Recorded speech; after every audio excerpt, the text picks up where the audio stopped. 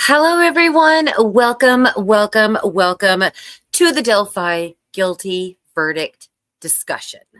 Okay, now let's talk because I am one of those people who I'm sure that they're nagging about on the internet. Oh my God, these people who thought he was innocent. Oh, they're so upset. No, we're not so upset. We just don't understand why he was convicted on such little information. So I was actually going back and I've been trying to see if maybe there's something that I missed in the trial that would have changed my mind or would have swayed me differently. I do have to say that even though I still think he was not guilty, there are a couple of things that I did not know about. And had I known, I probably would have been like, okay, maybe he is the guy. Blaze, so happy as usual to have you, darling. Thank you so much for being here. I am a little crazy. I'm so tired. I helped my daughter with her room, my son with his arm, band pickups and drop offs today.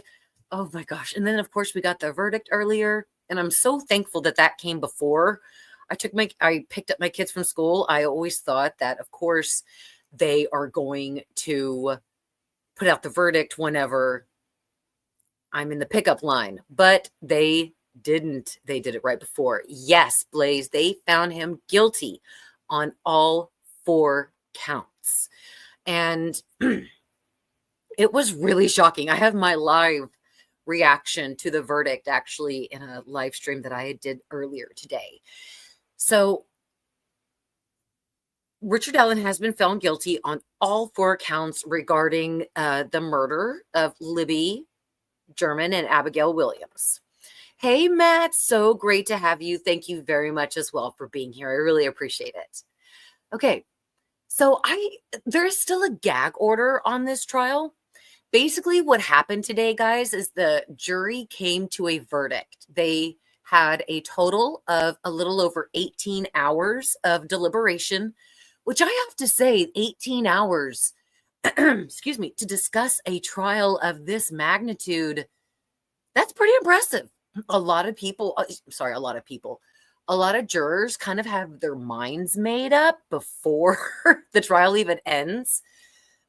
And sometimes it takes like 30 minutes. Sometimes it just takes an hour because it takes that long to fill out the paperwork. So these people absolutely took their time. If they had already found him guilty, they obviously would have came back much faster, but they did not. They actually took 2 days. Well, I mean, it wasn't like a full 8-hour day for those 2, so it wasn't a full 16 hours, but it doesn't matter. They still took those 2 days. Excuse me, rested on Sunday, and then woke up, deliberated again, and realized that they had actually come to a decision. So, yeah.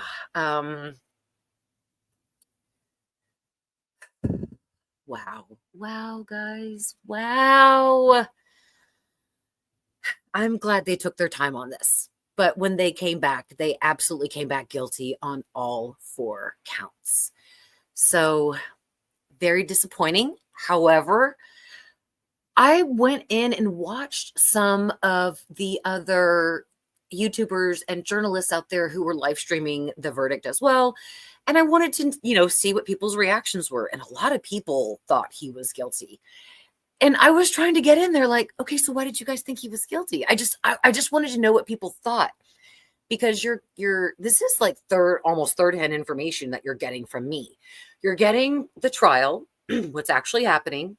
Then you're getting the reporters who are seeing it, and they're reporting it, and then I'm getting it. So I'm like the third person down the line of reporting this. I assumed there were some things that I had missed. And especially since there weren't cameras, audio devices, or anything like that, a lot of people have to write longhand when they are in that courtroom. And let me tell you something, guys, a lot of people can't write longhand anymore, especially for days and days and days. It's going to hurt. So I assumed that some information might have been skipped. That's why I went to multiple news sources to make sure that I had the information that was presented in that day. Okay, so there was some things that either had not been presented or they did not tell us, or maybe I missed. I have no idea, but I'm just going to let you know that right now because I'm going to pull that up real fast because I have it written down here in my notes.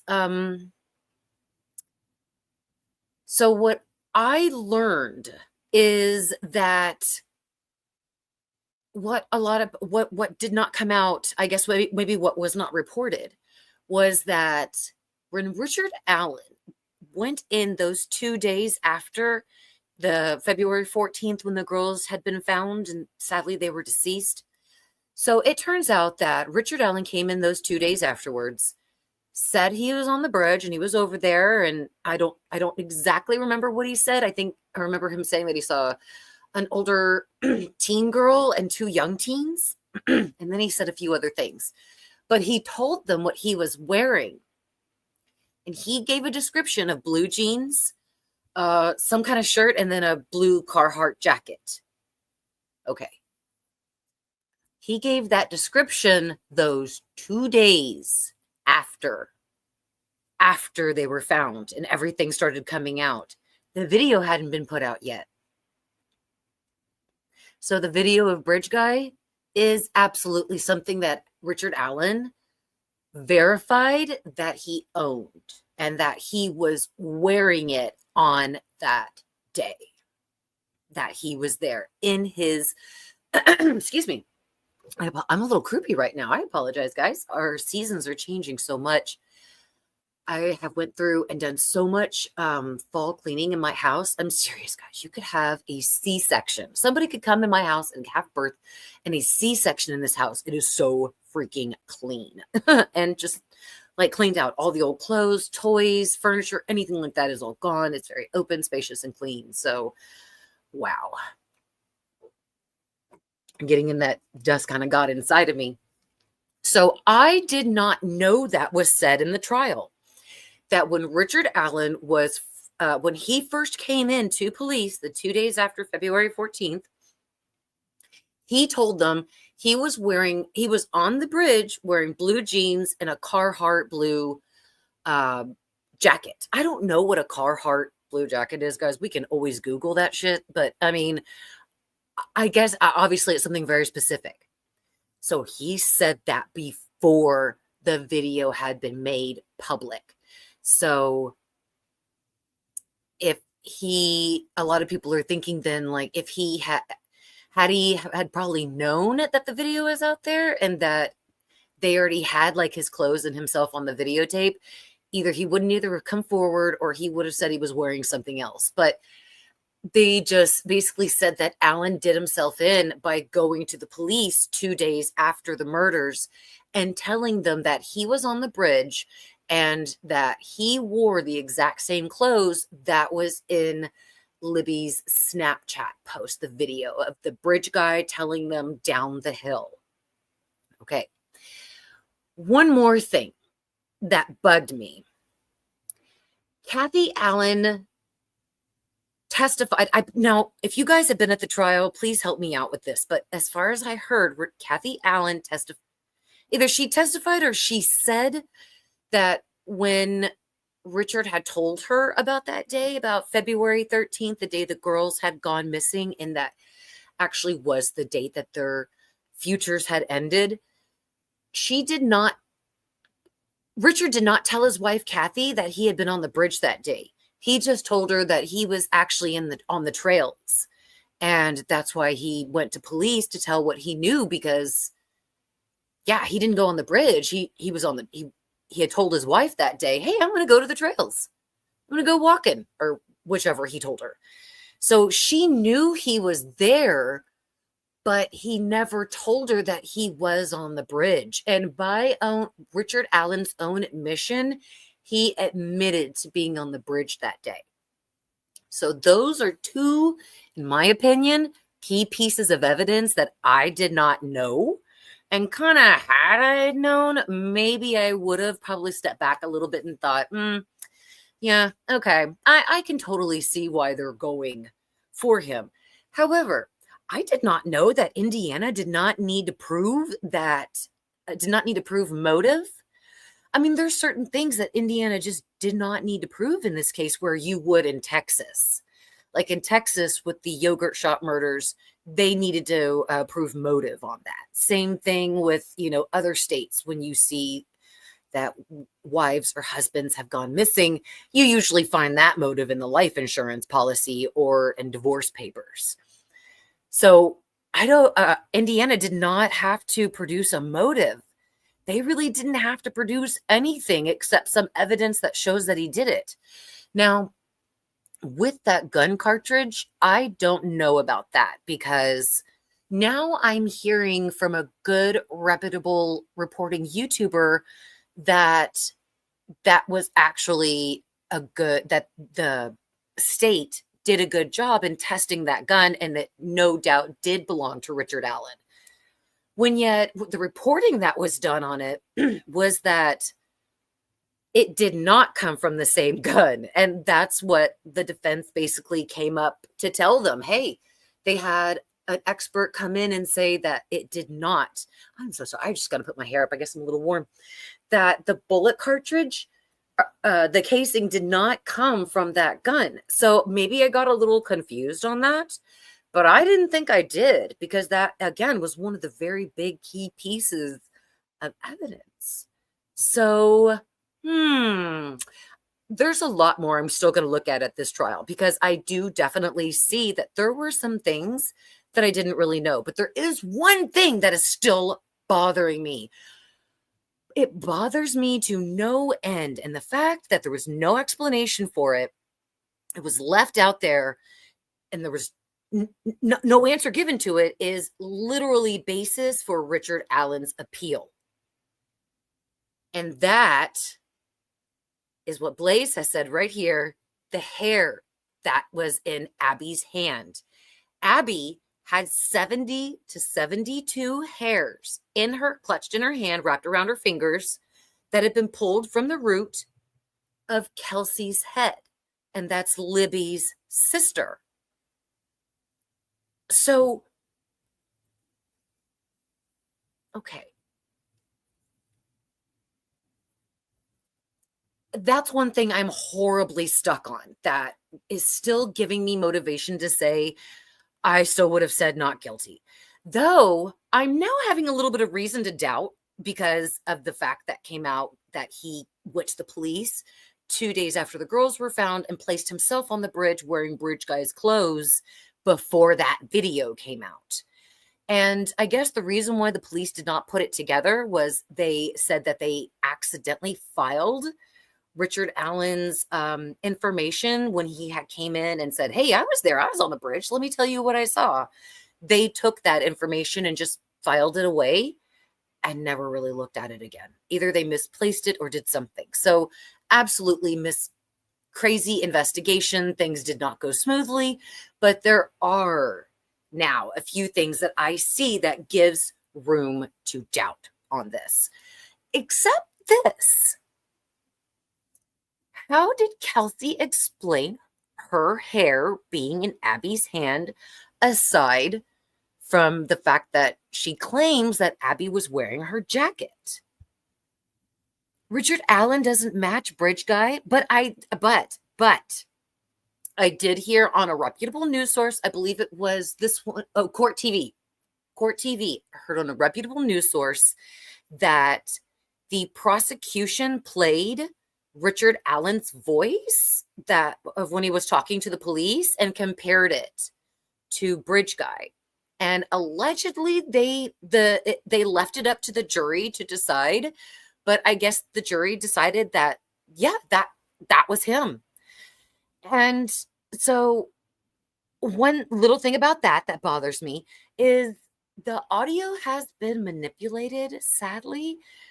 The reason why is after Richard Allen allegedly, well, I can't say allegedly anymore because he's been found guilty, but because what the state thinks is that Richard Allen said, guys, and then he cocked his gun to show them that he had a gun and he was serious, and blotted out Libby's voice, Libby's voice, because you could hear the gun cock in it. And that's why it had been cut. and severed in those two pieces. So, but as far as I heard, the gun cocking was so much into when he said guys it was enhanced, so it's not really the real audio. It's been, well, yeah, because they manipulated it to get out the sound of the gun cocking, they kind of had to manipulate his voice as well. So that's why I never really took the whole down the hill thing about the voice and anything really seriously, because I knew that due to the gun cocking sound that they had taken that out and had tried to fit the voice in there and take out that disturbing sound. And I understand why they would want to do that, but we definitely need to hear this guy's voice unaltered, unaltered. But I am not going to lie or throw anybody under the bus. But remember when I did say Richard did kind of sound like Bridge Guy. I'm not going to lie, he really did kind of sound like him. But it had been so long since I had actually listened to both of them, I just can't remember. I'm just going off what I think I remember. But again, the one thing that bothers me so badly is, what about Kelsey's hair? Why? Had she gotten into a fight with the girls before they left? Had she gotten mad or something? Maybe when she dropped the girls off, maybe they said something snarky to her, and then she was like, what the heck? And like girls and sisters can sometimes do, they can sometimes fight. Excuse me. Maybe they did have a physical altercation. Abby got involved, and that's how she got the hair. And then maybe Kelsey was like, you bitches, and then got in her car and then just like took off.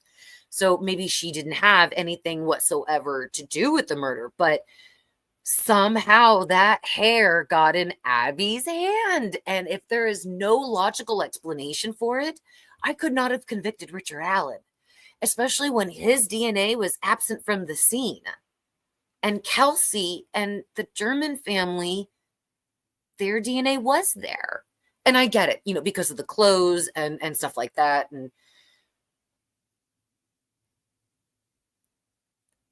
But Kelsey was definitely there. I mean, there's no mistake about that because of the hair in the hands.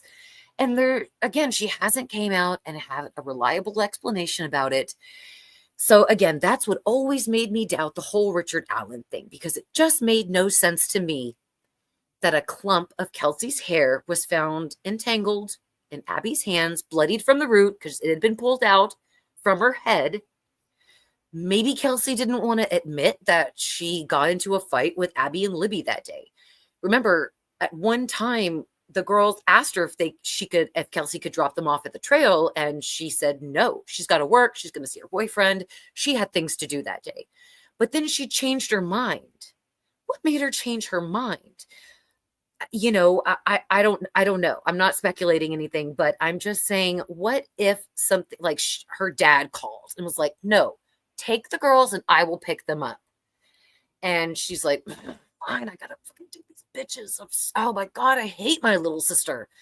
Maybe she was in a really crappy mood or something like that, having to drop them off, and maybe they got into a fight. I don't know if she was involved, but again, the 72 hairs that were found in Abby's hand that belonged to Kelsey are hugely troubling. And the fact that there was no answer to that, or I don't even know why the defense didn't even push on that more. Maybe they did. Maybe I just didn't hear about it because of reporting. But it just is, wow. I still cannot believe that they found him guilty. Blaze says, and what about her work story? Maybe Kelsey was in on it too, and she threw him under the bus. Yeah, I don't know. I have no idea. See, because after she said she dropped the girls off, she went to work. And then when the girls were reported missing, probably about 3:30, 4 o'clock, everybody was calling them. Have you heard from them? That's when family were notified about 3:30, 4 o'clock, because about 3:11 is when the dad came and picked him up. But Libby wasn't answering her phone and they hadn't arrived. So he gave them a few more minutes. So generally about 3:30 is when he started calling everybody. Hey, have you heard from the girls? So she would have already been, or no, 1:30. I'm so sorry. Why am I even thinking? Okay, so 1:30 is when they were supposed to leave. Yeah, 3:11 is when the dad was supposed to pick them up. 3:30. Yeah. So about 3:30 is when Kelsey was notified, and she should have already been at work, but she indicated that she had to call into her job and let them know, hey, I can't come in today because my sister's missing. But weren't you already at your work? See, like I said, so many things with her conflict, and I understand that the traumatics of that day can certainly lead you to certainly forget about things. But I'll never forget the day my sister died. I'll never forget the convo. It's been 15 years. It's 15 years. And I'll never forget her husband's voice or what he said to me of how she died. I'll never forget any of it. I'll never forget a moment after that. And yeah, certain things are a blur, but when you call the police because you're trying to get in on the investigation and you're trying to help out, you remember stuff. I remembered stuff when I called the police. I made sure I had shit written down before I called them. So I had facts on me that they needed to look into this. I just don't understand again about those hairs. That's really what threw me. That's still what's throwing me. Though again, Blaze, I hear you too. The motive, I can't understand why allegedly Richard Allen, he never committed any crimes before, had no SA assaults on his record, hadn't even had a speeding ticket, I believe. Committed no crimes before Abby and Libby and had no crimes after Abby and Libby. That is weird and rare. So either one of two things is going to happen. One thing is that they're going to start really investigating more into his background, and they're going to link certain unsolved cases to him, or it'll be a basis for his appeal. But again, remember, guys, once you're in prison, you ain't getting out. Even if DNA evidence proves you did not do it, you ain't getting out. I remember the yogurt shop guys who were convicted after DNA evidence came out that showed that they were not a part of the crime, and so therefore their confessions were faulty. Everything the police had on them had been obviously kind of molded to their theory. This was 100% proof that they did not do this. Okay, instead of letting them out, guess what the judge did? The judge said, no, they're still guilty. We just couldn't find their DNA. We got to find their little accomplices. Yeah, we knew this was a more than like 4-man, 3-man job. We knew that. So we're just going to find the DNA of those people and add them to jail. No, at first they were like, no, this is not going to exonerate them whatsoever. And that is when people got pissed. So yeah, and that's when it totally changed. They took it so far, I think even to the Supreme Court, to get those guys out with the DNA evidence that proved it was not them. And like I said, even them, it was a hard struggle. They were in prison for like 15 years waiting on appeals. There's no way Richard Allen's going to get an appeal anytime soon. He's got his sentencing on December 20th. So I will be absolutely probably live streaming that day too. So that way we can talk about, because he more than likely, he's either going to get the death penalty or life sentences. It's just whichever the two. Now he, I guess, is up for 45 years per count. And he has been found guilty on all 4 counts. So that's 45 times 4. Yeah. He's going to be in there for under 200 years. He's not getting out again ever. And so it's either going to run concurrently, consecutively, or they're going to give him the death penalty, which I think they're going to do the death penalty. I just, in my opinion, they want this to go away as fast as possible. And the faster Richard Allen is dead, the faster that he gets through his appeals. He's not going to, be able to, he's in his 50s. So let's say, for example, my co-host Cookie's here. Cookie, come here. Cookie. My co-host is here tonight. He's disappointed too that Richard Allen had to go to prison or had to go back to jail tonight. But we understand, we're not the jury. They obviously saw something that we didn't. And now that I know that Indiana didn't have to really prove anything, now I see no wonder they won. But again, there were certain things that I didn't know in the trial, and it certainly would have affected my judgment had I known. But the only thing that never changed was those hairs in Kelsey's hand. That is what always made me think he never did it because Kelsey could not explain. Oh, it's okay, baby. He's trying to sit beside me, so he knocked over my computer. Sorry. She just can't explain that. And the fact that the police don't have her explain it, and there's still a gag order on the case. So we can't hear from family, friends, anybody.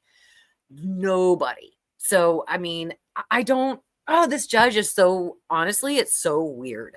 I get it. She's doing her own thing. She's doing it her own way. But look, we paid for that trial. Well, maybe not me personally, but the taxpayers did. And if they want that information, if they want to know that stuff, you better give it to them because that's them that they paid for that freaking trial. So, I mean, if not for me, give it for the citizens who want it because that just does not absolutely seem right. Again, especially not needing a motive. I just don't understand. Had he been planning this for a while? Had he been dreaming of this all of his life and just thought, woke up one day and was like, yep, this is the day. I have no idea how this could even okay, so according to the jury, Richard Allen is guilty. That means that we now have a murderer that is never really a multiple murderer that has never committed a crime before or after. I mean, how could he go that long and not commit another crime, not let the beast get to him when it got to him the first time? He's definitely going to be an interviewee. So I hope that, if this absolutely is true and he really is guilty, yeah, sure. I mean, they've said that he is guilty, but again, Kelsey's hairs is the one thing that truly bothers me. And since they don't have an explanation for it, I'm still doubtful, but I'm sure we'll get one. Oh, hello, Candy. Thank you so much. Thank you so much. I really appreciate you being here. Hello to you too. But I absolutely agree, Blaze. No motive. He just woke up one day and decided he was going to go to the trail to essay a few girls. And because he knew he was going to get caught, he murdered them. He'd never done this before, never did it after. 50-something years of never doing it, and then 5 years after of never doing it. I mean, he's one for Mindhunter. Let me tell you, we need to interview this guy and find out how he did this. Oh, okay, Cooks, hang on. Valley, get off the stream. You're too young for this. But subscribe and like. So again, I'm looking forward to more information that's coming out. And again, let me discuss one more time about the piece of information that came out today that kind of took me aback. Because remember, guys, I saw everything with the trial. I wasn't there watching it, but I saw all the reports, various places, had my notes together, understood what was being presented, defended. I thought I had a really damn good handle on this case, and I didn't. So that's why next time when a huge trial like this comes along, I hope that the judge does not ban the cameras, because when you're going third party, dude, it's a telephone game and there's so much misinformation. It's unnecessary. We're taxpayers. We pay for those we pay for the trials. We pay for all that stuff. Unless the family doesn't want it streamed, stream it. Okay. If the family cares, that's all that matters. Okay. So again, what really made me doubt today was that 2 days after Abby and Libby were found deceased, Richard Allen came into the police station in Delphi and told them, hey, I was doing the bridge that day. This is terrible. Here's what I was wearing, blue jeans and a blue Carhartt jacket. And I had this and I had that. I don't know, and then the video comes out. So he described his outfit as Bridge Guy before he knew there was a video. Because obviously Bridge Guy did not know that Libby was taking a video of him. So that would too make sense due to the timeline. Because remember, all right, let me get to the timeline real fast. Okay, so I see you, Cooksey. 207 is when the Snapchat video of Abby is posted. But okay, I know my baby. Mwah, I love your paws too. So sweet. And then I know, sweet baby, I love you too. 208, she uploads it. 213 is when the suspect encounters her. So it would make sense that immediately after she saw this weird guy coming at her, that she quickly uploaded it. Or I don't know how Snapchat works. I'm sorry. I don't know if it's live like this. I don't know if it's I don't know if you upload it from your camera roll. I have no idea. So it obviously, though, it seems like it's kind of like Instagram. Once you're live, and it doesn't save in your phone. It saves in your Snapchat stories. Okay, so that would definitely make sense that she recorded him, ended the Snapchat, and locked her phone so he would not think that she was on it recording him. And then at 2:14:32, literally 32 seconds, she unsuccessfully tries to unlock her phone. So I guess she's trying to unlock it so she can call 911. Or maybe he's asking her, did you take a photo of me? Maybe she's trying to like get into it to show, and unsuccessfully does it so he can't see it. I'm not sure, but literally 3.5 minutes later, Libby's phone has stopped moving. So that means that he has taken them down the hill. And at so something happens in between 2:18 and 2:25. I would assume that's where a lot of the assault happened. And then at 2:25, Libby's phone does start moving. So I guess that's when he's moving them across the creek, or possibly moving them more into the spot where they were found deceased. And then at 2:25, I said that 2:25, her phone starts moving. And then at 2:39, her phone stops moving. So yeah, I mean, that was definitely a long walk in between 2:25 and 2:39. So definitely, that would definitely seem like when they're probably passing the creek at that time. And then, of course, after 2:39, that's when they're gone. But I did not know, again, that Richard Allen had confessed that he was wearing the bridge guy's clothes before the video had come out.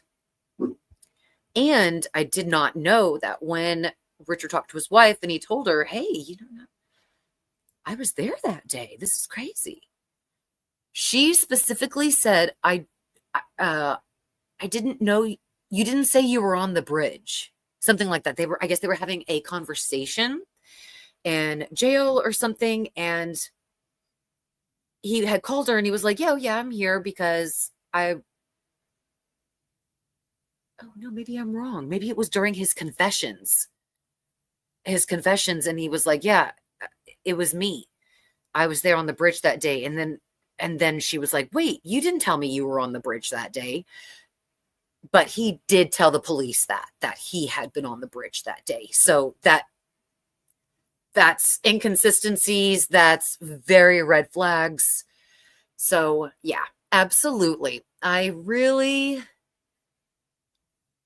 let's see. Jackie Johnson says they didn't deliberate for 18 hours. They spent 18 hours rationalizing on how to convict an innocent man. I mean, I didn't say it. I'm trying to be rational and partial. I didn't say that. This wonderful Jackie Johnson just said what a lot of us, including myself, are thinking. So again, I can absolutely see the doubts, but the major points in the case were disputed. Even the witness timelines. And the fact that they did not have to prove motive is so troubling. It's so troubling. And again, how could a guy who's never committed a crime in 50 years, never did anything wrong, wake up one day, murder 2 innocent young girls, and then live his life as if he never committed it and never did it ever again?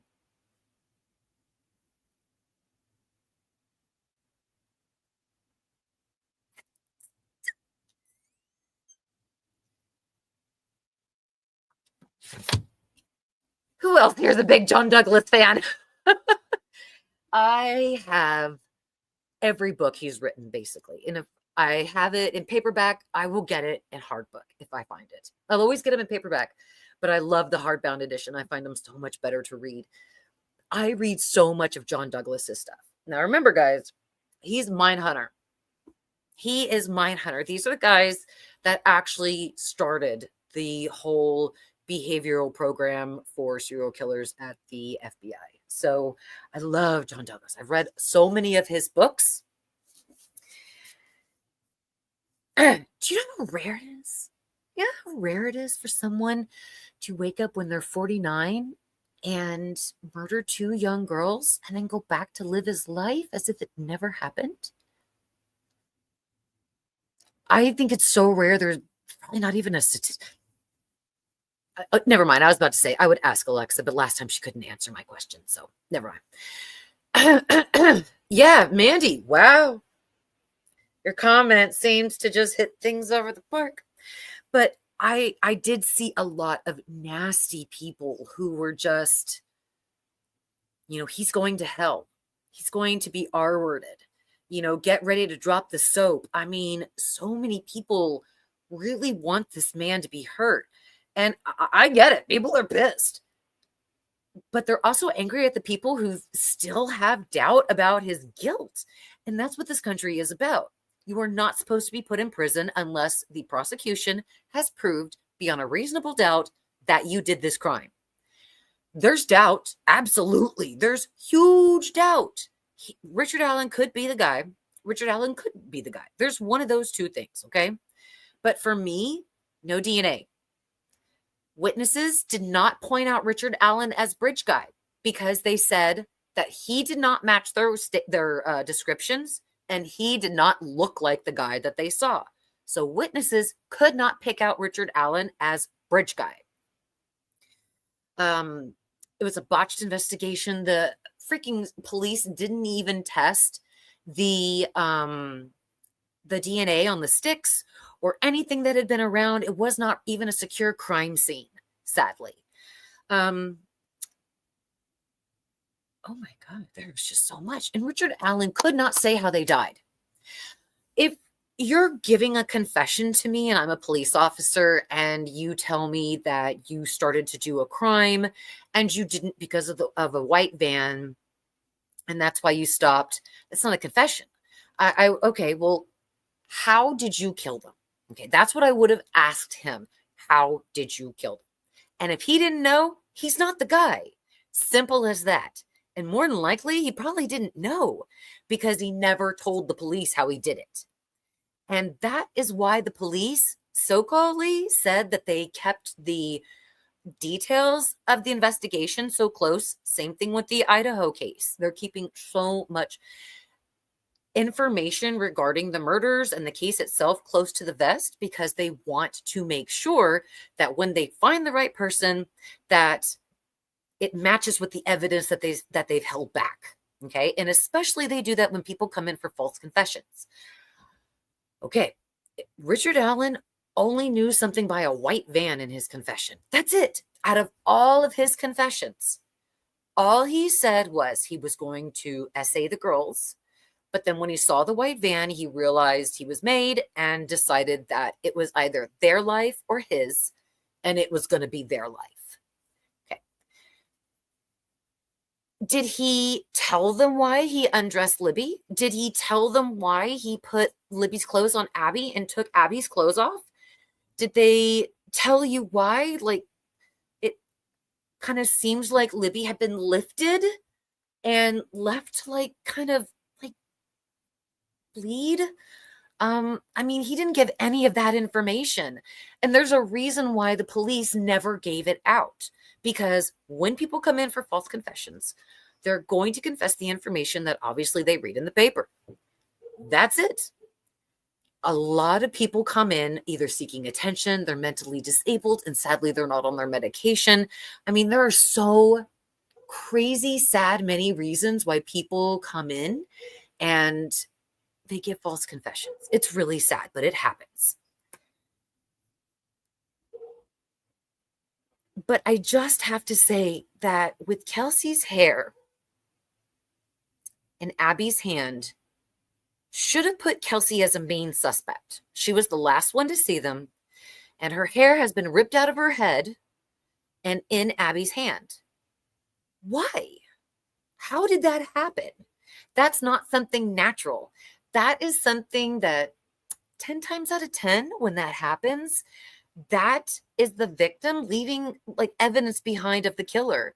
Just like the evidence under the fingernails, under Libby's fingernails. I don't even remember what they said came of that because I don't think anything did.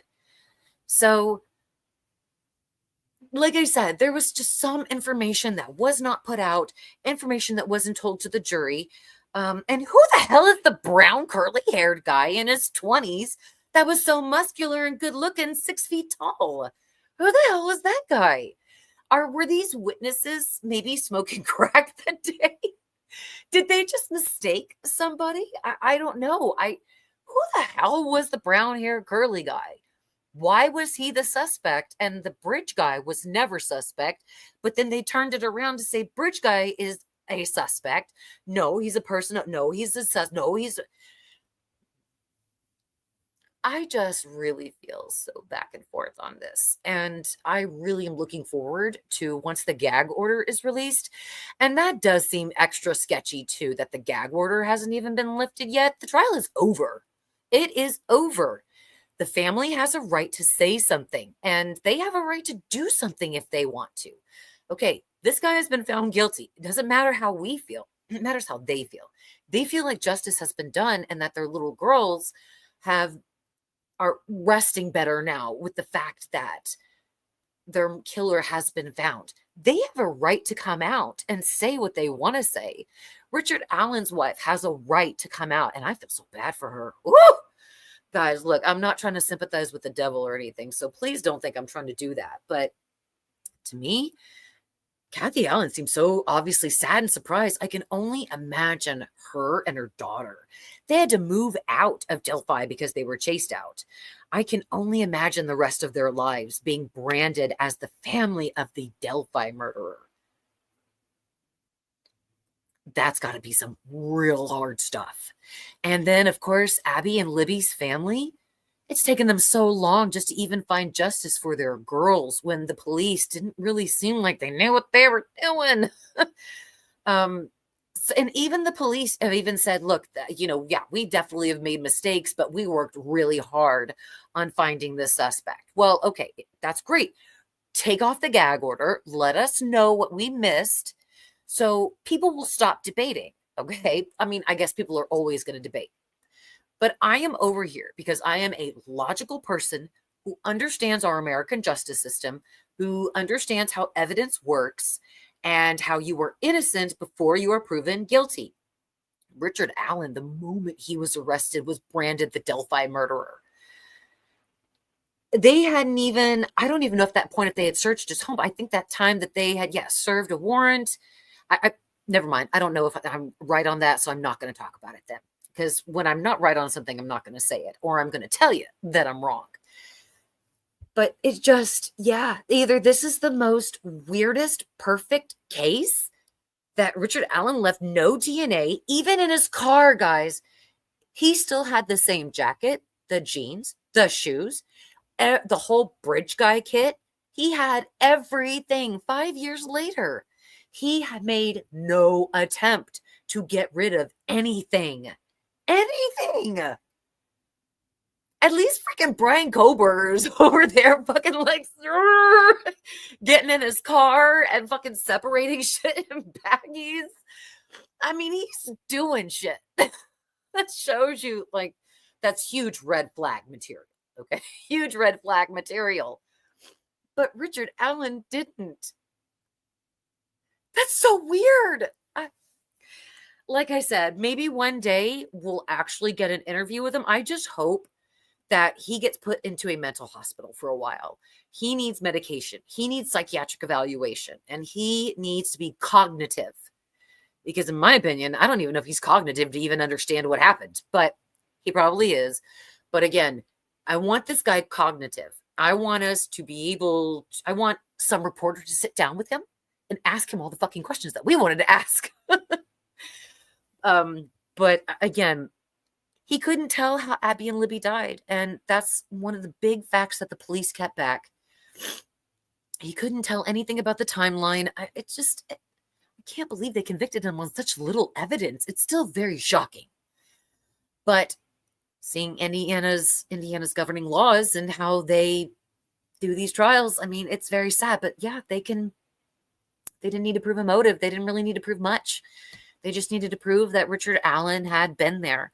And due to the gun spent casing, they said he was there. Even though there was no DNA on it, fingerprints, no nothing. I don't know. I don't know. So we'll get more information as this come out.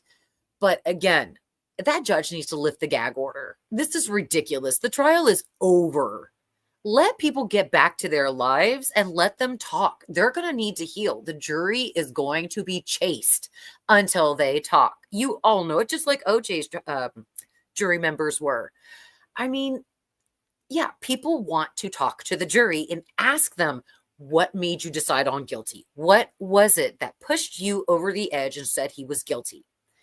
That's what we all really want to know. Because again, we're getting this by third-party information since the judge did not allow any cameras or any kind of audio recording. So all we know, maybe some of the reporters reported some of it wrong. I doubt they did. They're great reporters. They have these YouTube channels for a reason.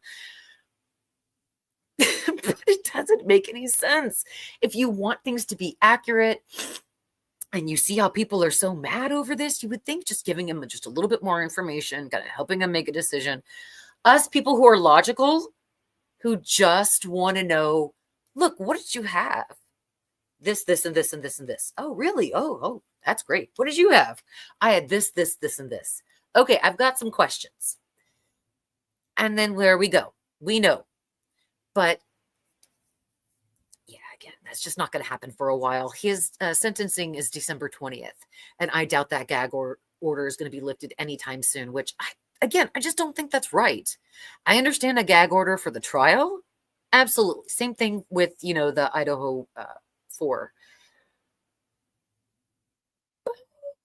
The trial's over. Lift the gag order. Chill out, lady. You take yourself as the judge way too seriously, and you need to chill the fuck out. Go take a vacation. Go get laid. Go have a great thing, like a great big case of wine. Enjoy yourself and chill the fuck out. Seriously, and lift the gag order. Let the victims' families actually speak. I'm sure they want to, especially they want to remember their children now that in their eyes, their children have received justice. It just seems so wrong and stupid. I mean, there should only be certain powers that a judge should have, and that ain't one of it, especially after the trial is over. But that's just one person's opinion with 1 cent. Yeah, I understand, Mandy. All of the evidence that was deleted or missing should show the corruption that was going on. Absolutely. I mean, it's just really sad that this is what has come to our American justice system. But again, you guys are badass. I will not be live streaming tomorrow night. However, I will be on Wednesday, and I do have more videos coming out. Antler Queen theory video. I'm probably going to do that one first before I do the suspect video. I'm actually pretty down right now about the fact that Richard Allen was not picked out by the witnesses as Delphi, as the bridge guy. No DNA, nothing to really point that it was him. I'm just still shocked that we got a guilty verdict on that. I just want to take some time and step away from that just a little bit before I continue with the next part and my Delphi little mini docu. So if you guys would like to watch that first video, it's up on my channel. Help yourself. I would just like to thank everybody who was here every day or whenever you came in. I really appreciate it. If you guys enjoyed the live streams, please consider subscribing. When the Moscow, Idaho 4 trial starts, we're going to talk. Because I have some huge things to say about that trial. Especially at the fact that it really feels like they're doing the same thing on him. They're kind of pinning this on him because they want to get somebody. So, because sadly, when you've lived in a state, in a city where the city wants to tar and feather somebody for the horrific murder of young girls, they're going to pick anybody and do it. Trust me, it happened at the yogurt shop. That case is still unsolved. But this town nearly tarred and feathered poor innocent guys who had nothing to do with it. And they falsely confessed. So just put that on there for you. There is no way it took 7 years to arrest him. And the whole town knows everyone. Yeah, they took 2 days. They took days to give a verdict. Sounds like they were going to go hung jury and someone paid them. Yeah, everybody knows everybody. How could they not understand that was Richard Allen on the... He was a fucking CVS pharmacist. Everybody obviously saw him. His daughter, his wife. I mean, they were big people in the town. I mean, nobody recognized that was Richard Allen, his bridge guy in this small ass town. Yeah, we're going to need to face palm some things, guys. So look, we will do another live stream. Let's probably set one. Today's Monday. Yeah, let's do one for Wednesday. I want to watch some more news coverage, see if there's any more information I have missed, but then we can keep talking about the case because I am so angry about this. This is so sad that the state literally just had to prove nothing and he got convicted. Oh my God. I'm definitely not going to ever move to Indiana because they could throw my ass in jail and say I did something and not have any proof and find me guilty. That's actually pretty scary, especially I carry my phone everywhere with me. I don't use it, but I carry it everywhere just as my own little personal tracker because I want people to know I don't do shit wrong in case I'm ever accused. But Richard did the same thing. He had his phone with him. I think his phone indicated that he wasn't on the bridge at that time. Now, I said I think because I need to go back and actually watch that. But thank you guys again so much for being here. I really appreciate it very much. Okay, you guys are the best. I will see you on Wednesday night. You all be safe out there. And if you find any more information or any special information you think I should know, please email me at marygirlmoody@gmail.com. Or you can message me here. Whatever. marygirlmoody, all word, one word, lowercase, @gmail.com. Thank you guys so much again. I love you all so much. And I will see you on Wednesday. Bye, guys.